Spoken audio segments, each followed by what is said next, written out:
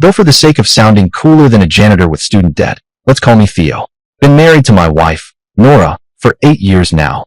I won't lie and say it's always been rainbows and violins because, well, no relationship is. But at the start, it was solid. I tried to be the best man I could for her. Supportive, steady, the guy who buys the wrong brand of almond milk, but means well. And she was a loving partner in her own way too. Bit of context. I'm between careers right now, which is a fancy way of saying I clean things for a living but have big dreams. Most of my life I've done custodial work. Pay isn't amazing, but hey, toilets don't lay you off. Been with the same agency for years, never had to panic about work. Problem is, I don't exactly bring home the kind of paycheck that makes you want to frame it on the wall. So, I've been taking night classes, trying to crawl my way into a career that doesn't require latex gloves and a mop bucket.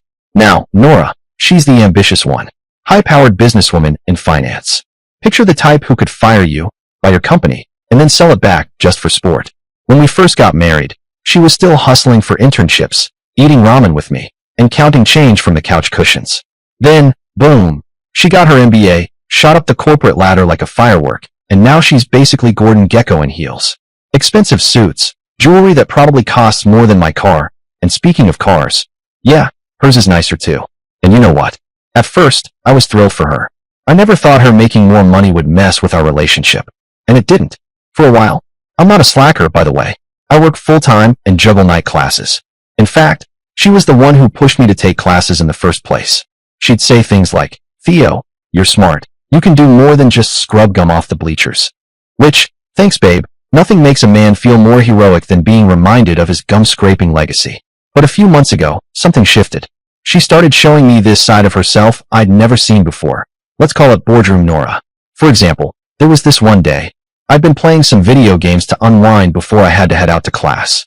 So picture this. I just wrapped up a shift cleaning up messes that could qualify as biological warfare. Didn't even have time to grab a nap. I dragged myself home, freshened up, and thought, you know what, Theo? You deserve 20 minutes of Overwatch before diving headfirst into night classes. Cue my wife, Nora, walking in like the ghost of corporate success. She takes one look at me, controller in hand, headset on, and goes, really? Gaming? While you're still a failure.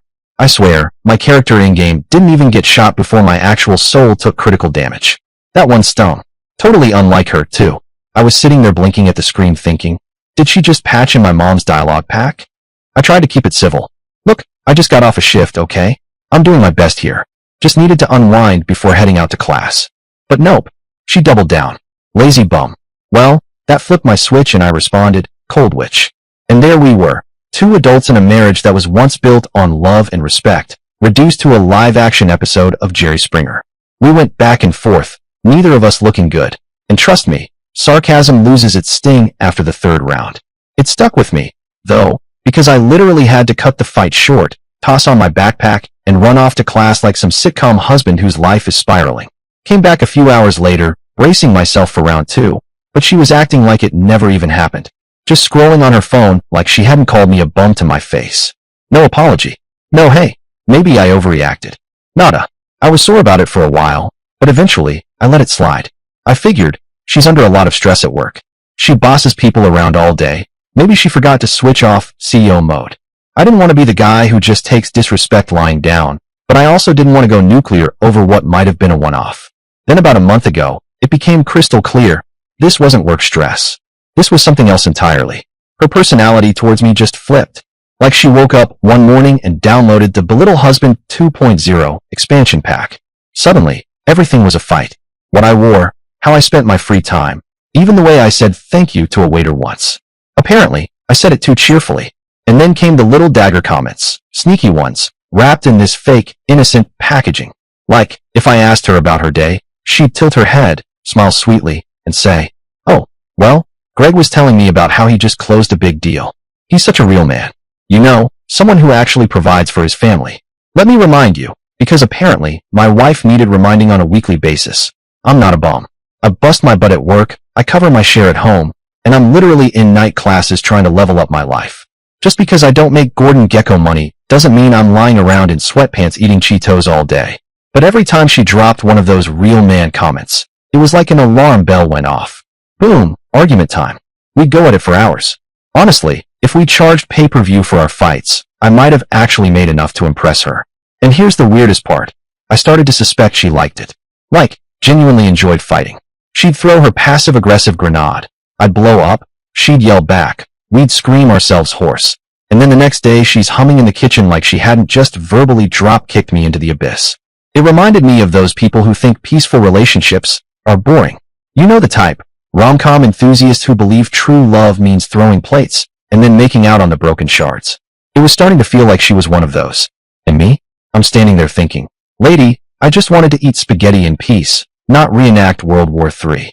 By this point, I realized I'd landed myself in a toxic relationship. But here's the kicker. I still wanted it to work. 8 years together, a lot of good times. It felt wrong to throw it all away because she'd suddenly decided sarcasm was her love language. So, I thought about couples counseling. Picture us in a room with some therapists scribbling notes while Nora leans back in her Armani suit, arms crossed, saying, well, doctor, the problem is my husband doesn't earn 6 figures. Still, I was willing to try, because I genuinely wanted this relationship to survive, even with her recent behavior. I didn't want to give up without at least attempting some kind of repair job. And then she reached a new low. She got bolder, less passive-aggressive, more aggressive-aggressive. Suddenly she's dropping comments like she's auditioning for a soap opera villain, talking loudly on the phone about how she needed someone who could keep up with her lifestyle, or someone who could really excite her. Naturally, I confront her. Who exactly are you talking about there, Nora? The pool boy we don't have. And she'd smirk, tilt her head, and gaslight me into oblivion. Oh, Theo, you're overreacting again. You always miss the context. Oh, of course. Context. My bad. The context was probably her saying it louder, so I'd definitely hear it. She was so good at this game, though, that I actually started questioning myself. Like, maybe she was just talking about her new Peloton instructor? Maybe I am insane. That's when it hit me. I hated being in my own house. My sanctuary had turned into a corporate battlefield. Some days I'd finish work and actually dread going home. And still, despite the obvious red flags waving harder than cheerleaders at a football game, I stayed. Because I was trying, against all odds, against all sarcasm, to be optimistic about repairing our relationship. There was this one evening, she came home tipsy from some work dinner. You know that half-drunken, glassy-eyed grin where everything's suddenly hilarious? Yeah, that. She was in a good mood for once, so I thought I'd take advantage. So, how was dinner? She plopped down on the couch, kicked her heels off like she was in a shoe commercial, and said, ugh, I'm so jealous of my coworkers' wives. They actually know how to show a woman a good time. And I just sat there blinking, controller still in my hand, thinking, great, I guess I'll add can't show wife a good time to the growing list of things I'm apparently failing at. Pretty sure that was the day things took a sharp nosedive, the day the beginning of the end kicked off. Fast forward a few nights later. She's working on her laptop in the living room while I'm sitting right beside her, minding my own business. She heads to the bedroom to grab something, and for once, she leaves her screen unlocked. That was weird enough on its own because normally she guards that laptop like it's the nuclear codes. And there it was. An email. Right there in bold letters. Flirty, but vague enough for her to wiggle out of it if I said anything. Like, oh, Theo, you're misinterpreting. You don't understand office humor. Yeah, sure. I pictured how the confrontation would go. So, who's this email for? Nora would roll her eyes. You're overreacting again. It's just workplace banter. Don't be insecure. Right, of course. Totally my bad for being allergic to winky faces. So, I told myself it was nothing. Just let it go.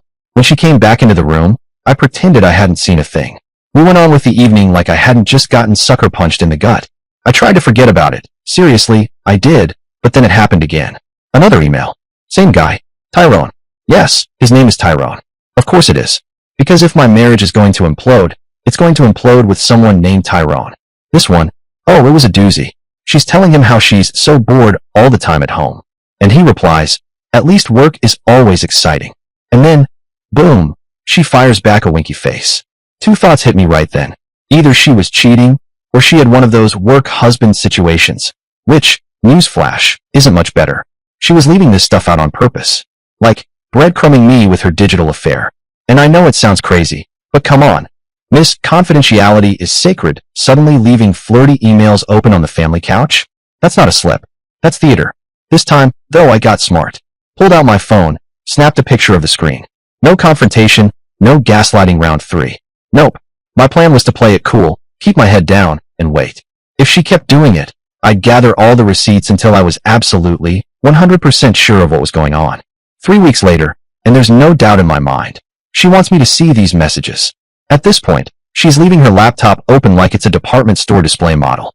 Her phone, unlocked, face up, buzzing with notifications like she's begging me to scroll. And sure enough, Tyrone. Always Tyrone. Mr. At least work is always exciting. If smugness had a human form, it'd probably be him. But here's the kicker. There were 2 other guys too.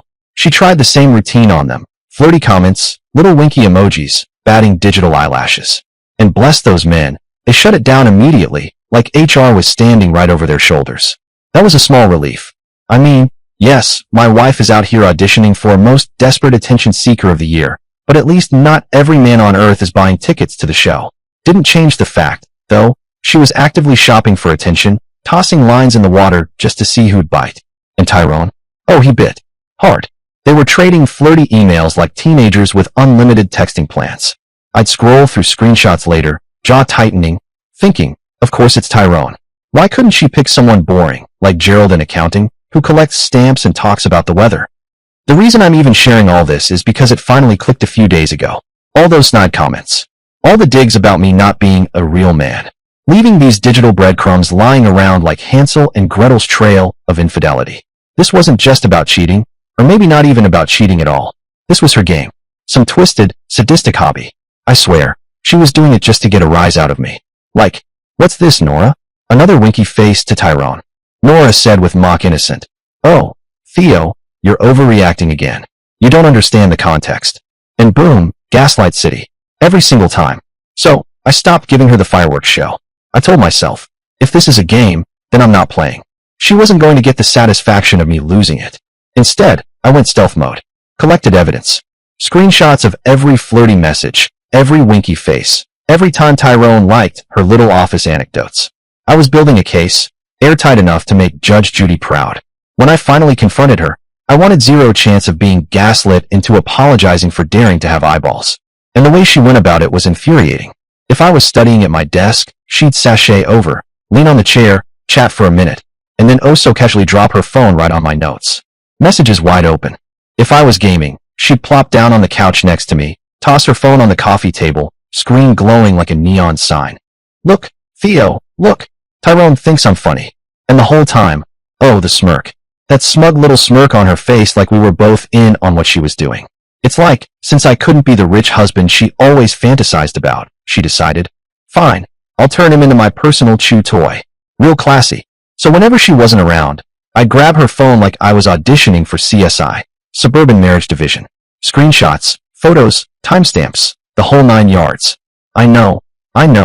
I'd promised myself I wouldn't confront her until I had the full smoking gun evidence.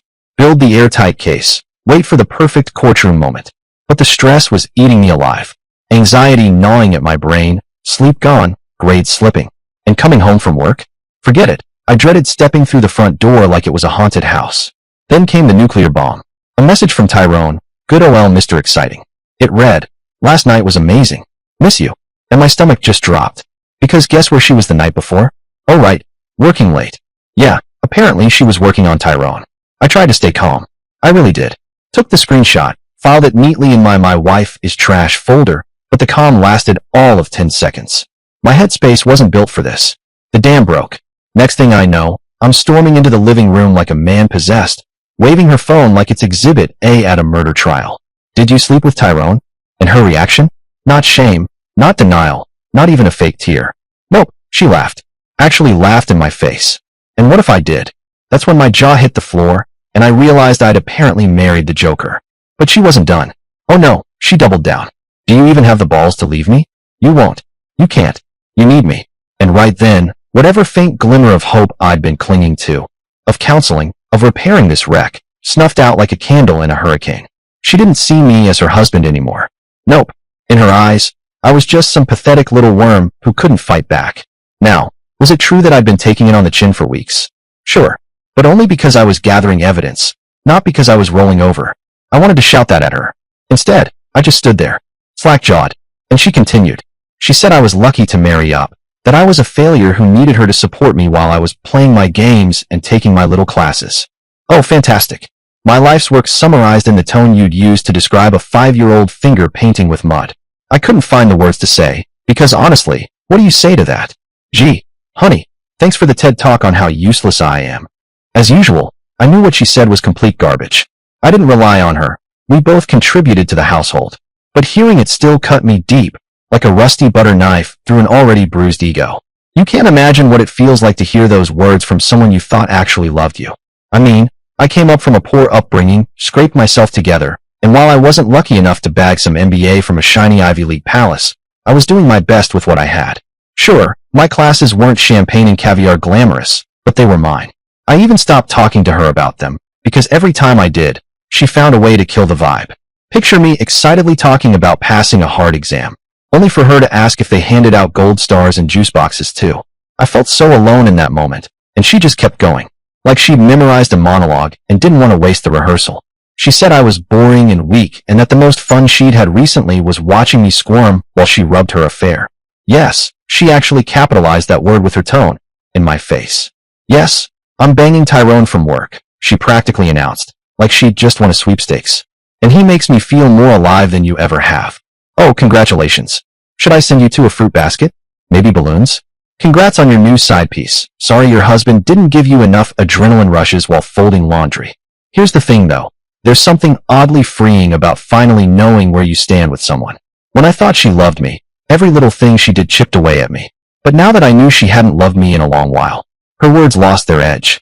It was like finding out the villain in a horror movie is just some dude in a Party City mask. I realized I didn't care what she thought anymore. I didn't care how she felt. In fact, I wanted her to stew in the mess she'd made. So, I told her flat out, shut up. And miracle of miracles, she actually did. Though, of course, she still had that aggravating smirk plastered on her face, like she'd just beaten me in a game of Uno. Then I laid it out for her. I'm not going to play your games anymore. You think I've just been sitting here crying into my ramen noodles? No, I've been busy. Every little message you sent me, I've been recording. I've been digging through your phone, gathering all your greatest hits, screenshots, videos, and those lovely photos you've been handing out like party favors. Oh, and don't worry, I've got the dates and times too, right down to the comments you've made. I told her straight up, I'm divorcing you. And not just that, I'm going to ruin you. That landed like a brick to the forehead. She gave this weird little bark of a laugh, like a hyena choking on a chicken bone. Huh, you ruin me? Please. Then, after about 5 seconds, her face shifted and she stammered, wait, you can't. You can't leave me. Oh, honey, watch me. I didn't even bother replying. I just turned around and went upstairs to start packing. Clothes, essentials, toothbrush, my dignity, which apparently had been collecting dust in the closet for years. I figured, if nothing else, the visual of me shoving socks into a duffel bag would get the point across. This wasn't just Theo sulking after another round of, let's see how many ways Harper can call me pathetic before dinner. This was real. She trailed behind me like some deranged sports commentator. You're pathetic. You'll come crawling back in a week. You think anyone else is going to want you? Sure, sweetheart, I muttered, folding underwear. Because nothing screams sexy like a woman who cheats with her coworker named Tyrone. What a prize you are. Then she switched gears. We have bills. We have a mortgage. You can't just leave. You wouldn't last 2 seconds without me. Wow, you sound like my mom, but somehow less nurturing. But here's the kicker. Through all the insults, excuses, and guilt tripping, not a single sorry left her mouth. Not one. It was almost impressive, like she was training for the Olympics of being an awful human. Bronze, silver, gold. She'd sweep the podium. And the lack of guilt? That was gasoline on my fire. If I couldn't wring an ounce of remorse out of her, fine. I'd settle for serving her a big fat slice of regret. When I finally zipped the bag and headed downstairs, she sprinted ahead and planted herself in the doorway like she was auditioning for Guardians of the Front Porch. Arms crossed, chin up, the hole you shall not pass, routine. You're not leaving me, she hissed. You are not going to humiliate me by walking out on this marriage. Relax, Gandalf, I said, nudging past her. I'll be sure to humiliate you in court instead. And that was that. No more words. I got in my car and drove off. End of scene. Fade to black. Cue applause. I ended up at my buddy's place, sitting on his lumpy couch with a beer in my hand and this newfound clarity in my head. I knew one thing for certain. I was going through with the divorce. No more hesitating, no more excuses. And not just that. I want to make her pay. The past few months have been hell for me. But hey, at least it's a different flavor of hell than before. Before it was eternal damnation with her nagging in surround sound. Now it's more like, DIY divorce hell with a side of freedom fries. And honestly, I came out happier than I could have imagined. As promised, my dear soon-to-be ex was served the divorce papers. She called me later, voice dripping with fake calm, and said, "I refuse to sign them, Theo. I know you're just lashing out." Oh, of course. My entire life's decisions are just one giant temper tantrum. Thanks, Dr. Freud. I told her flat out. Don't hold your breath. A few days later, she called again. Persistent, like a telemarketer with no quota. This time she said, "We should talk about it." I reminded her, "We already talked. You remember? The part where you didn't apologize once, and I packed my bags." Yeah, that was the talk. End of episode. Then she tried the classic gaslight special. "You've proved your point, Theo. You can come home now." Oh, bless her heart. Like I had just been staging an extended, overly dramatic walkout for effect. An adult version of holding my breath until I turned blue. I didn't even dignify that with a response. Silence is golden, especially when you know the other person is stewing in their own ego soup. Here's the thing, she wasn't sorry. Not even a whiff of remorse. And in a twisted way, I was glad. Because if she had apologized, even insincerely, I might have felt some shred of guilt. But since she didn't, well, that left me with a guilt-free buffet of revenge options. The divorce? That was just the appetizer. I had a full-course meal of payback lined up. My lawyer, God bless that saintly man, suggested we file on the grounds of infidelity. With the mountain of evidence I collected, we might as well have built a ski resort on it. Photos, texts, the whole sordid digital paper trail. My lawyer's eyes lit up like it was Christmas morning. And just to top it off with a cherry, we filed a restraining order to keep her from popping up like some unkillable horror movie villain, harassing me during the process. While the legal side was in motion, I got to work on my next step. Nora was obsessed with her career and reputation. You know the type, business cards sharper than a samurai sword, a LinkedIn profile that practically leaked smugness.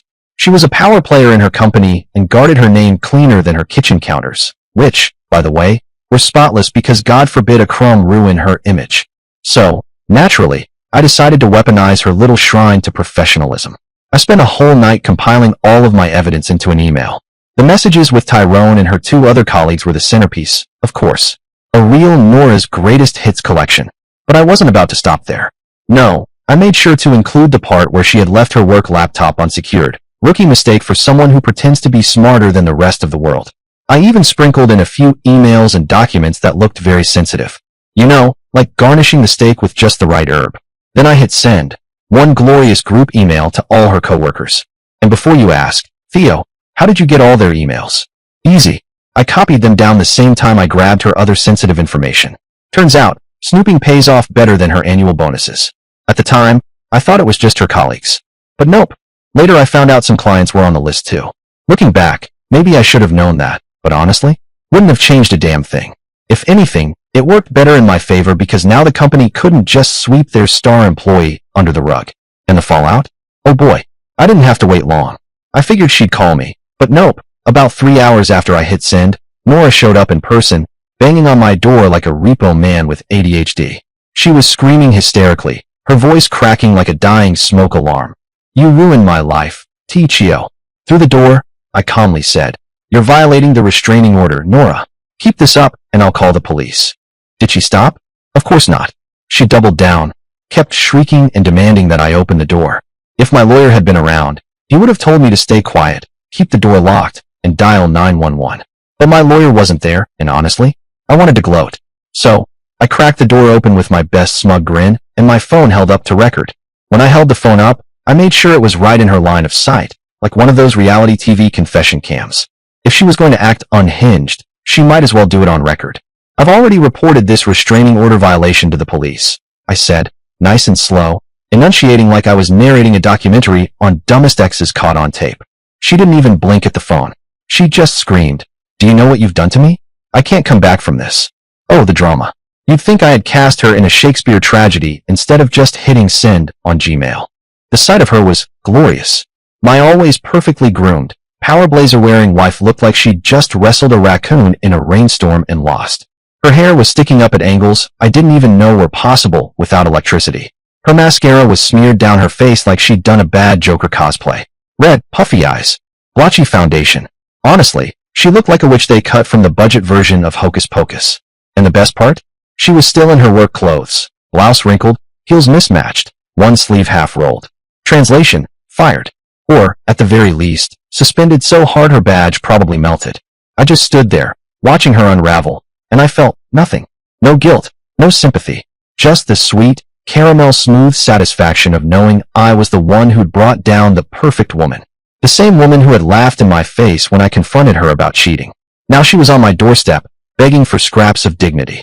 I wanted to laugh in her face, but instead I tilted my head and asked, "Am I still boring?" That one hit her like a brick.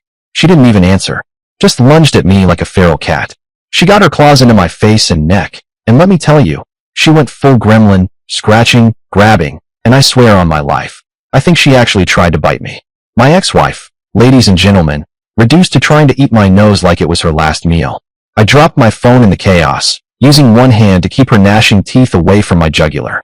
Luckily, I've got a good 40 pounds on her, so I shoved her back and slammed the door like I was evicting a raccoon from my kitchen.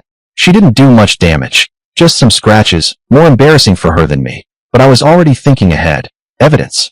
I snapped pictures of my face and neck immediately, making sure to catch the scratches in the best lighting, like I was about to upload them to victimsofpsychoexes.com. Meanwhile, she kept pounding on the door, screeching like a banshee, until the police showed up a few minutes later. They hauled her off, and I got my turn to answer questions. Naturally, I made sure to report the assault. After that, the divorce went so smoothly for me, I almost felt bad. Almost. She had the money to hire some fancy shark lawyer, the kind that probably advertises with a toothy grin and a tagline like, "We fight for you." Problem was, sharks need competent swimmers to represent, and Nora was more like a drowning cat. I mean, there was history of infidelity, documented, mind you, a violated restraining order, and, oh yeah, actual evidence of her clawing me up like a discount alley cat on camera. Add in months of psychological torment, and her lawyer probably started every morning by face-palming into his coffee.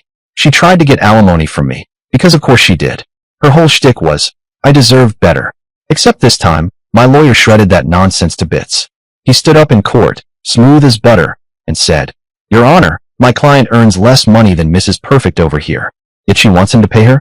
After abusing him? This isn't spousal support. This is attempted extortion with extra steps." I wanted to stand up and clap, but I figured contempt of court wasn't a good look on me. Long story short, I didn't end up paying her a penny. Not a dime. Not even the lint in my pocket. Once the divorce was finalized, I felt free for the first time in months.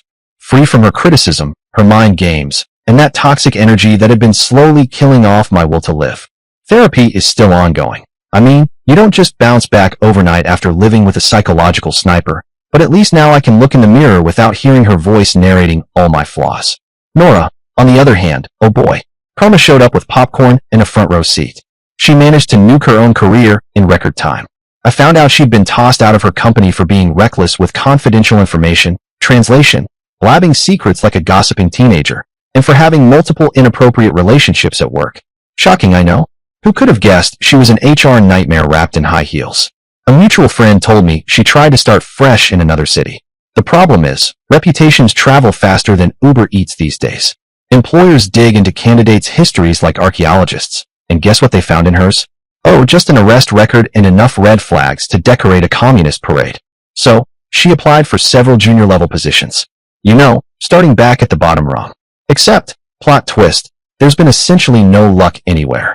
As for me, I've wrapped up my night classes. Big achievement considering half the time I was running on coffee, spite, and the sheer determination not to let Nora be the reason I ended up flipping burgers at 40. Now I'm out here interviewing for real jobs, the kind where people wear ties and don't scream at you for buying the wrong kind of oat milk. The interviews have actually gone better than I expected. Turns out when you're not being gaslit daily, you remember you're a halfway intelligent human being. One guy even said, "Theo, you have a very impressive background." I almost asked him if he was talking to the wrong candidate. My knee-jerk reaction was to look behind me for some guy in a suit with a better haircut. But no, he meant me. That's how far off Nora had skewed my self-image. She had me convinced I was barely qualified to breathe, and here I am, being told I could actually add value. It's like stepping out of her shadow flipped a switch. I see now how much I've been grinding, how much I've been pushing myself, and how much I've actually achieved. Amazing what happens when you're not living under the constant weight of someone else's drama. So, yeah, let me say this to every man who's listening. Your mental health is very important. Do not, under any circumstances, let a woman jeopardize that. I had to learn the hard way. Dear listeners, please share your thoughts in the comments section below and don't forget to like, share, and subscribe.